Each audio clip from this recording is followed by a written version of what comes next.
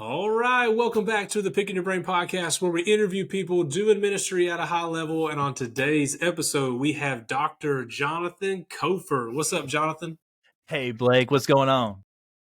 Man, I'm excited to have you on. I know we don't really know each other. We're just getting to know each other, but I have a friend that I highly respect that recommended you. And so if he recommends you, then I'm cool with you. So I'm excited to have you on. I'm going to get to learn more about you, just like the audience, and learning about your expertise and the things in ministry that you do well. And so I'm excited about that. But if you would, let everybody know where you're serving and where God has you during this season of life. Yeah, man. Well, my name is Jonathan Cofer, and I'm over in Conway, Arkansas, at Antioch Baptist Church here in Conway.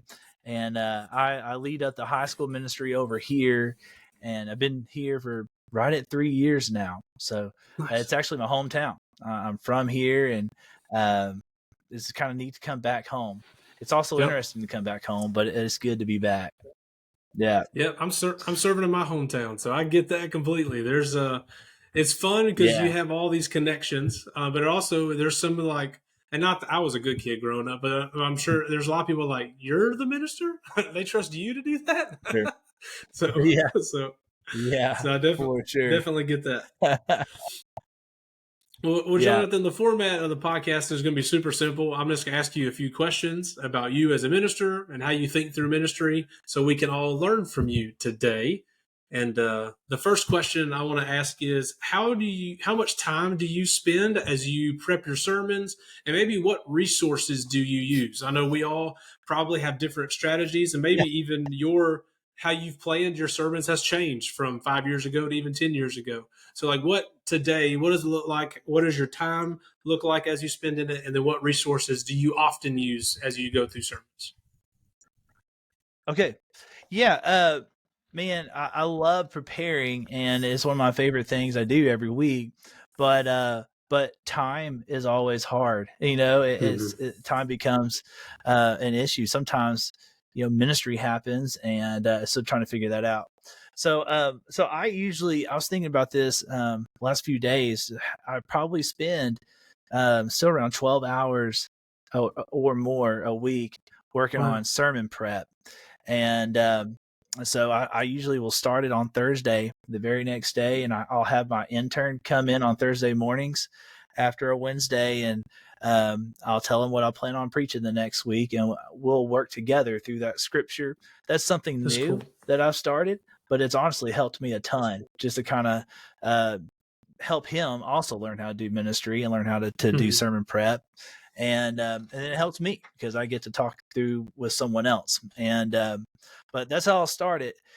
One of the best resources that I've found is Logos, and I use Logos like crazy.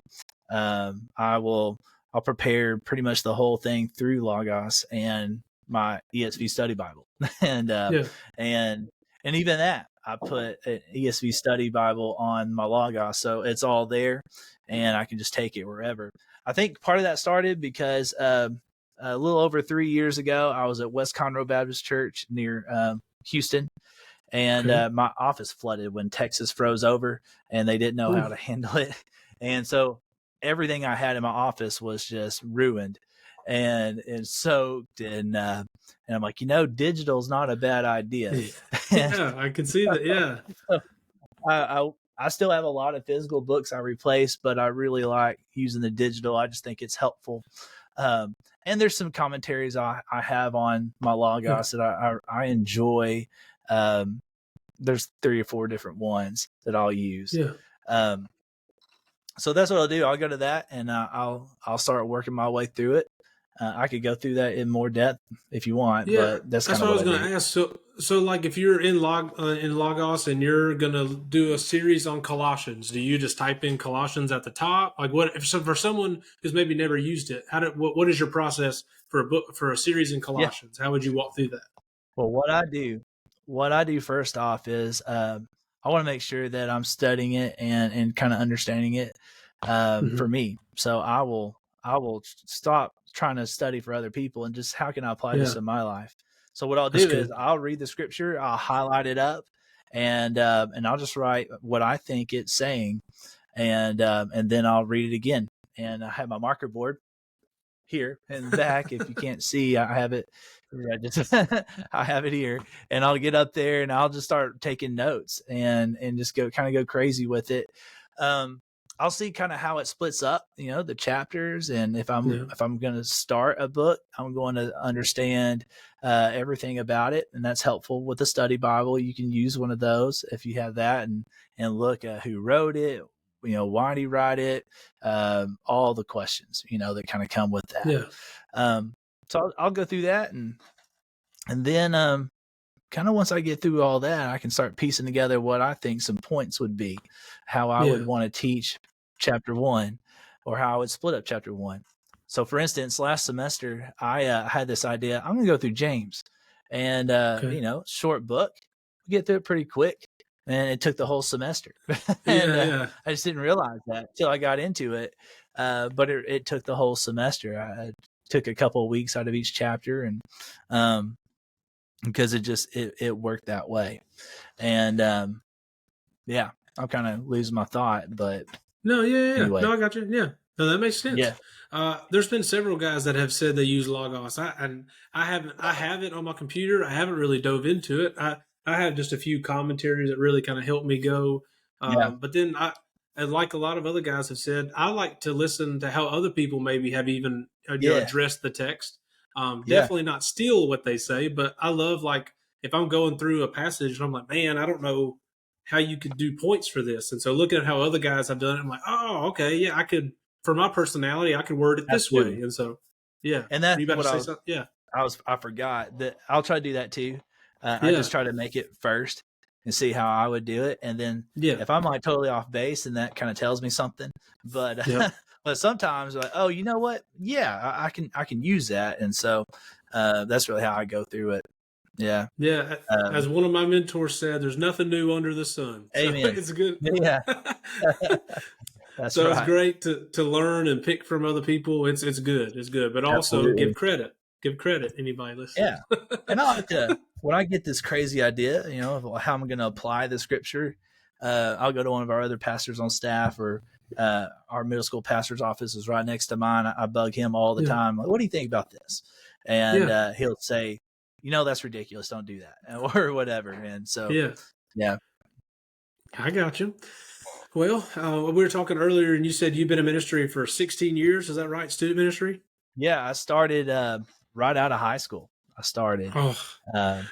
35 now, almost 36. So, and I just started immediately. I got into college and did internship, and then by the time I was barely 20, I starting. So through all of these years, what would you say is one of the most unique events that you maybe got to lead, and how did it stand out, or what made it different or even successful? Well, man, just kind of shooting from the hip on that thought. I got it. Man, one of the neatest things, that took me a second to think through, but one of the neatest things I've ever done was I had Dr. Richard Ross come in one time. And if you don't know who Richard Ross is, he's the GOAT when it comes to student ministry. And one of my mentors, and I had him for my master's classes, and I had him for a lot of my doctorate stuff as well at Southwestern Seminary. And I had him come, and he led this parent weekend.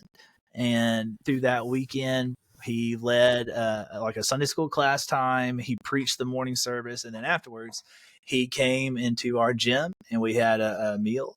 And afterwards, he led these conversations that were intentional with parents and students. And I'm telling you, like, there wasn't a dry eye after that was over.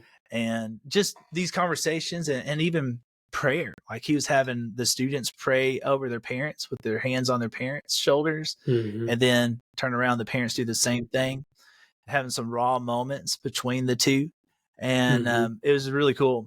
And I remember afterwards, my pastor was like, Jonathan, after all my 20 plus years or whatever it was in ministry, that was one of the most powerful, impactful things I've ever done. And I'm like, yeah, amen. Yeah, it was awesome. So that was probably one of the neatest things. And since then, that's really driven my heart towards parent ministry and investing, equipping them to do those kind of things as well. So, yeah.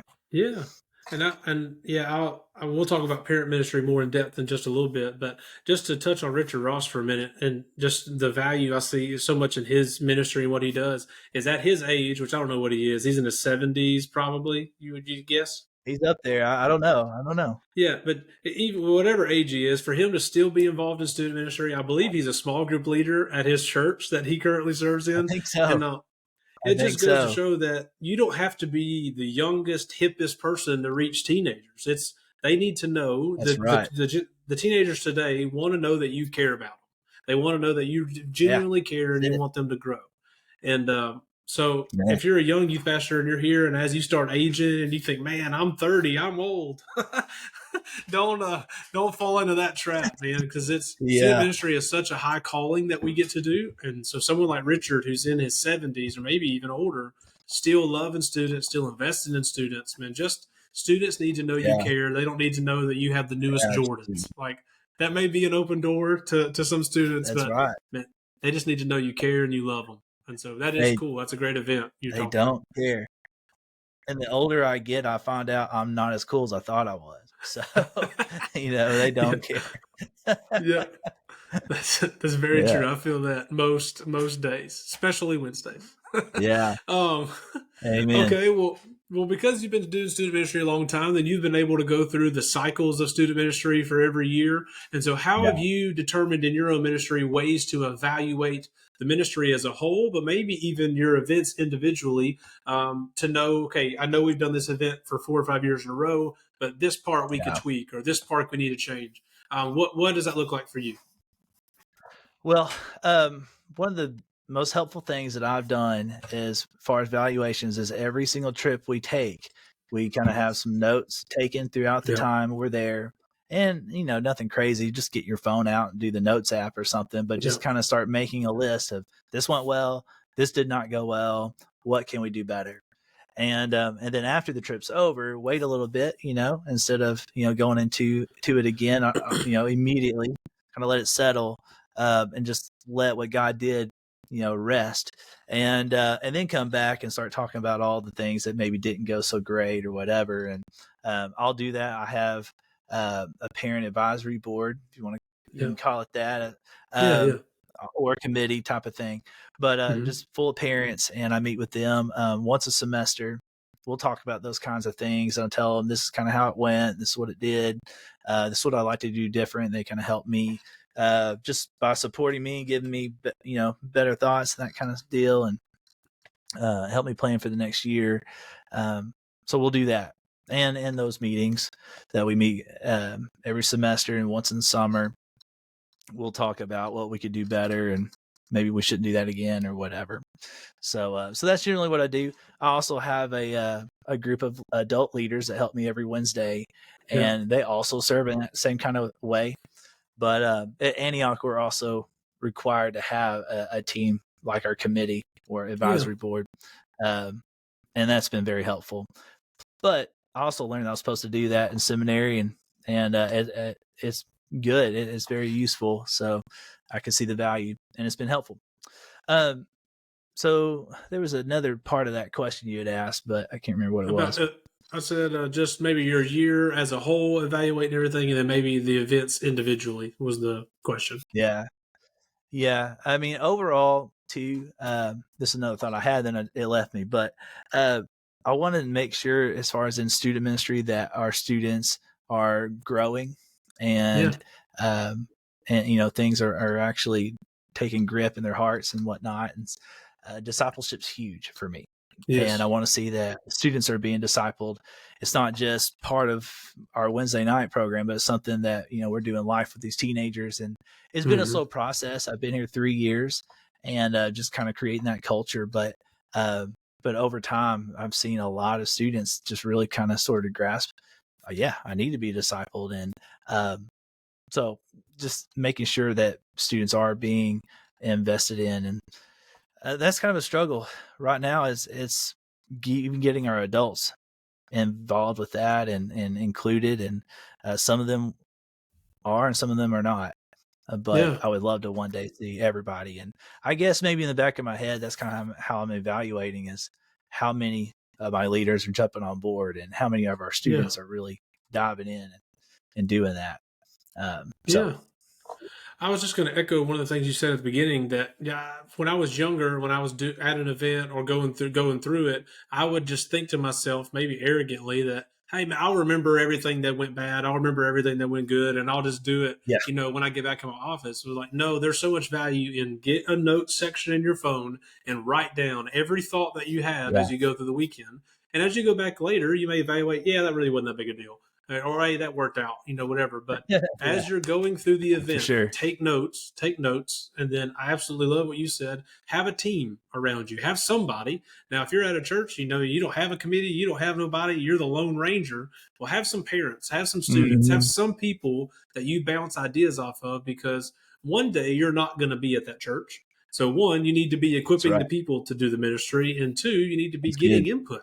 That it's not just an echo chamber of I think this is good or I think this is helpful for me, but you get the inside of the teenagers. What do y'all think that went? How do y'all think that could Yeah, have been better? All those things. So yeah, I agree with everything that you said. That was great. yeah. Yeah, I don't ever want to err on the side of I'm just going to rule and I'm going to do it all the way I think it needs to be done, and because people have better ideas than I've got, and It's, I yeah. can be blind to a lot of things. So, Mm-hmm. so Yep. anyway, No, those are great. I agree completely. yeah. So what? And again, this is like an earlier question. This may have changed throughout your ministry, but what resources or tools have you found that have been helpful for you as a youth pastor that you use maybe on a weekly or monthly or yearly basis? Yeah. As far as resources, I've found it just depends on the group, but Download Youth Ministry Yeah. over the years has actually been pretty helpful. Yes. Or DYM. They have a lot of games and different things on there. I don't really use much other than their games.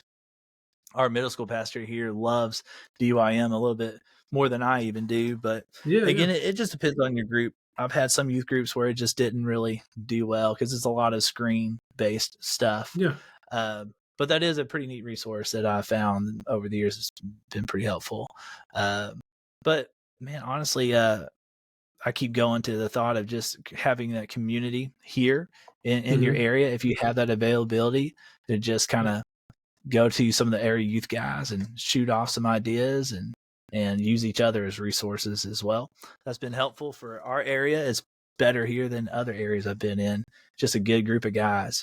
But Yeah, that's what I was anyway, going to ask. Have you seen in your 16 years, was 16 years ago, was it easier to have a community of youth pastors than it is now, or is it more difficult? What have you seen over the last few years?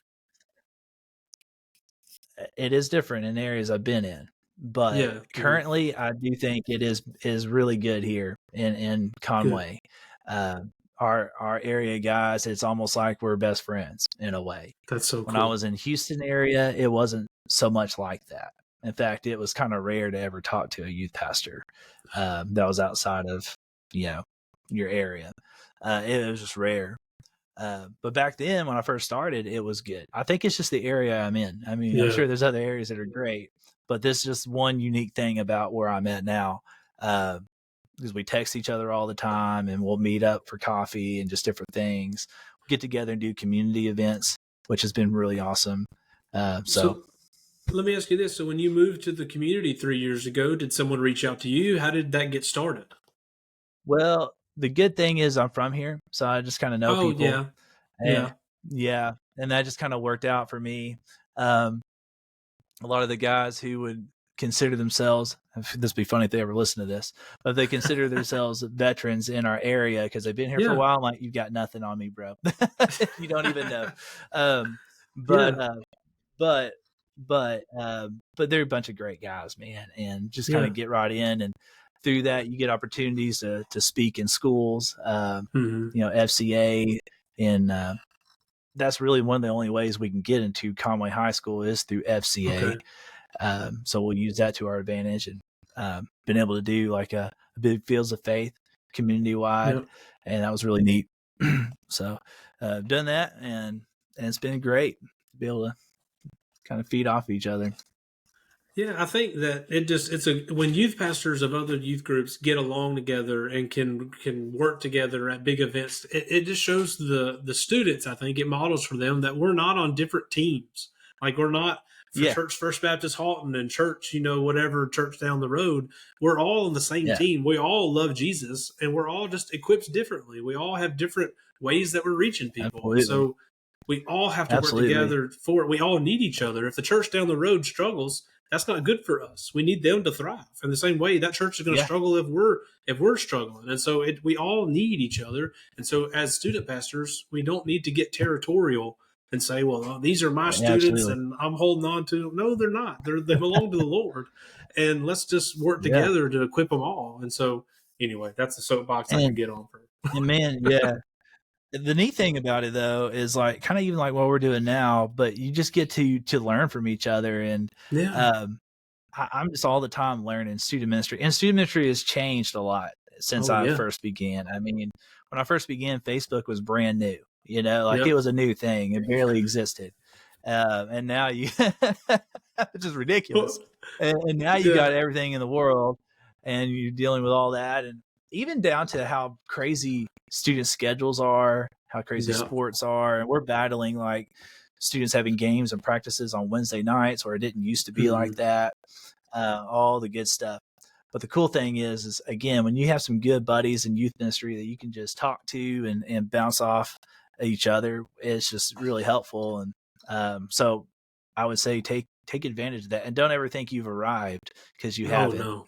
And No. you'll always be able to learn and to grow. So Yeah, the second you think you arrive, the way student ministry is done has changed completely. And then you're like back at the drawing yeah, board. All right, you don't what do we know. do?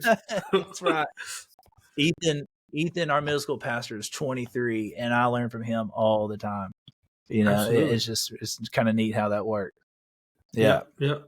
So I love it. The tools you were saying. Yeah, download Youth Ministry. If you haven't used it, anybody that's listening, download Youth Ministry is great. They have sermons. They have just everything you can imagine. That's really good on there. But also, yeah, finding people yeah, in your area, finding people that you respect and you allow to speak in your life is massive. Final thing, yeah, and we'll begin to close, Jonathan, is how do you intentionally reach out to the parents in your ministry, and then how do you equip them? Because as student pastors, especially when we're yeah, young, maybe we don't equip the parents as much, or we don't know how, or it's intimidating. And so, as a veteran in student ministry, how have you found the yeah, good ways to equip your parents and reach out to? yeah. Man, one of the things that I've learned doing this is that parents want to be invested in, but they also have a hard time finding the time to be Yeah, invested in. And so coming in, man, I want to do all kinds of things, and I had to learn the culture basically, and learn what worked well for our parents. So what I'm going to say is what we do here, it may work differently somewhere else. But yeah, yeah. what we've been doing is we've been meeting once a semester and having what I'm calling parent equip nights. And Okay. on those nights, we'll have different conversations, but they're all focused around discipleship in the home, raising your Yeah, teenagers to love the Lord and have Christ as the center of the home. What I My goal is to equip our parents to be able to be a disciple maker, hmm, and to have family worship in the home, be able to know how to lead their teenagers in their spiritual journey. And so that's the goal and the heart behind it. We actually have one coming up this coming Sunday, and I'm pretty excited cool. about it. So that's one of the things we're doing. What I've discovered is that when I say parents, you are supposed to love God with all of your heart, your soul, and your might. Diligently show that to your kids. Raise them up to walk in the ways of the Lord. They want to do that, but they've never been taught how. They don't, Yeah, there's no handbook necessarily. And, um, I can suggest some resources, but like, hey, you're a disciple maker. You're supposed to disciple your kids. They've probably never been discipled themselves. yeah, And 100%. so, whatever way that I can help with that, that's the goal, is to equip our parents to be able to disciple their own children. Um, so, man, I hit the ground running, and I make sure that parents know they're important. Every time I'm Hmm. talking to parents, that's just part of my language. I'm constantly using that of telling the parents how much they matter, how important they are. I will share Deuteronomy 6 with them as much as I Yeah. can, letting them Yeah. know like you really are supposed to be the disciple makers in your home, and just building them up and giving them different resources. I gave last year this book by Chris Swain, who Okay. has passed away in recent years. Um, but he has a book called To Write It on Their Hearts. Pretty sure it's what it's called. It's a Okay. little blue book, and it's Okay. so practical and helpful. And give that to them just to kind of give them a resource, but just constantly putting that in, and making them important, not pushing them away, and not being scared to minister Hmm. to them just because you're younger than them. Man, you're a prime resource still, especially because you Yes. understand their kids. You Yes. may not have kids yourself if you're in that stage, and so I get that, but don't be scared to minister to your parents. They want you to. So Yeah. I know yeah, for me, when I first started in ministry, I was 19, 20. One of my mentors said, "Dan, you need to equip the parents." I'm like, bro, I'm 20. I'm not gonna sit across from a right. parent and tell them, "Hey, this is how you should parent your teenager." And so Yeah, I knew that I knew that I understood social media really well, and so I worked with each parent. It was like, "Hey, this is." They could have a spam account, and they're like, "What's that?" Well, let me show you what a spam account is. They could have yeah, these things. And so I used the wisdom that I had as a 20, 21-year-old and imparted it to the parents. And so obviously that's changed as I've gotten older. But as a younger guy, find out what you can equip them with and do it. But don't do it from this place of I'm better than yeah, you or I've arrived. But it's here's what God's equipped me with. Let me help you in that. absolutely, Yeah. absolutely. And here's one other thought I had, something that Yeah. I'm going to try this year. Um, so I wrote my big ministry project for Yeah. on this topic, and one of the things that I wrote about was that if you're going to have Christ the center of the home, he needs to be the center of your marriage. Hmm. And Yeah. so I've been talking with my pastor about it, and he's going to let me lead off in this and do like a marriage weekend. And That's cool. and so I'm going to try to get as many of our parents involved with that, and invest in our marriages too, because I think that that's Yeah. huge. And if the husband and the wife are both following after Christ, then man, that's like what you want. So, Yeah. so I'm using that as part of what I'm doing to minister to parents as well. So, and Yeah. I'm just gonna dig a little deeper, and then we'll wrap up. But like at those events, like if we do a parent training here, and our draw is we give away what we call a big three bundle. So it's a free spot to our student conference, a free spot to D Now, and a deposit to Awesome. camp. And so if they come, that draws them there. Is there anything you do that maybe helps draw them there to the event, or is there anything that they're like, Well, okay, we need to go be a part of I'll use that, so I'll steal that from you. that? I got That's good. Honestly, it's through personal relationships, and it's just through yeah, personal yeah, invites, and just being very intentional. So far, that's what we've done, and it's worked pretty yeah, well. Um, One of the things I talked with in my team meetings was, what do I need to do? And they're like, well, obviously it's on your heart, and it hmm, won't leave you. So let's figure it out.